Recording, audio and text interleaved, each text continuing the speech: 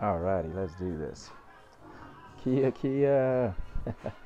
So in this video, Kia, we're gonna go over your stance and your basic six punches. Alright, so in your stance, you want to start off with your feet hip width apart. You're gonna take a right step back, and you want that step to be big enough so that your feet are a little wider than shoulder width. Alright, then you're gonna turn at about 45 degrees, so you'll be sideways. Both knees will be bent, and both hands will be covering both sides of your head. You should be able to see in between your hands. Now, your first two punches are both straight punches. They're called your jab, which is your left hand, and your cross, your right hand. They also have numbers, corresponding numbers. Your jab, your left hand is number 1, cross, right hand is number 2. And to throw them both together, all you're doing is twisting from the hips, fully extending both arms, and yes, just like I'm showing here. You want to generate the motion from the hips, okay? As you're turning the hips, the shoulders are turning, abs are tight, feet are pushing off the ground to help the body turn, and you're extending both left and right arms. So practice that.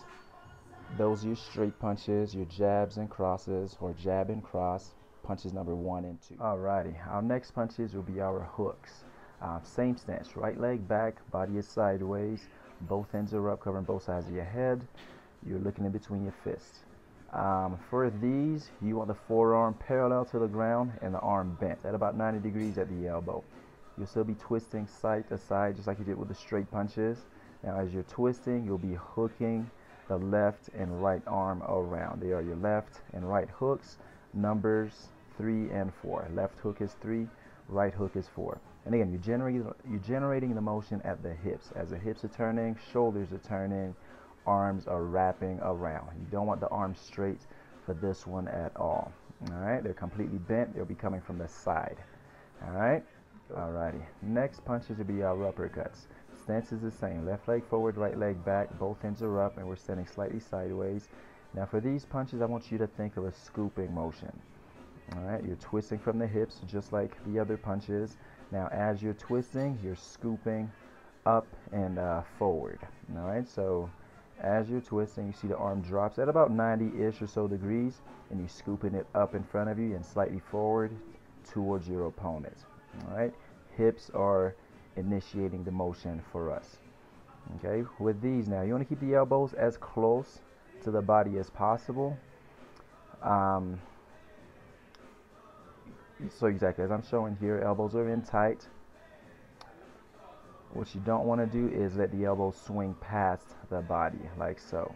Alright, so elbows in tight, twisting the hips and scooping forward. Go for it. So now that you learned all of your punches, your straights, hooks and uppercuts, let's put them all together. Okay, so stance is the same. Left leg forward, right leg back, body's turned slightly at about 45-ish degrees. Both hands are up, covering both sides of your heads. And we're initiating the motion from the hips. Alright, so let's start with your straight punches, 1 and 2. Okay, go as quickly as you're comfortable with. Then switch into your uppercuts, scooping and scooping. Remember with those, we don't want the elbows swinging past the body. We want to keep the elbows close in, and we're scooping up and forward. And then turn over into your hooks. Okay, you're going round and round with these. Those arms aren't extended. Those are not straight punches. Okay, let's try it again. Straight punches, 1 and 2. Turning from the hips. Hands are up, coming back to the cheeks each time. Okay, then we're going to go into your uppercuts. Same thing, elbows close to the body. We don't want anything swinging back. Exactly, just like that. Then turning into your hooks, round and round. Okay, as you notice, my hips are initiating the motion on everything. So one last thing we'll go over is what we call bobbing and weaving.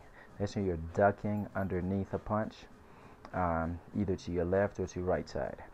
Now the motion here is you think of it as a bowing motion. So you're not squatting straight down. You're folding over at the hips. Knees are helping you bend a little bit. So it is a combination of bending at the hips and at the knees. Now once the head drops, you're going to twist your body to your left and to the right side. Still keep the hands up. You're still twisting from the hips just like everything else, but you're folding this time as the knees are slightly bending. Go ahead and try it out.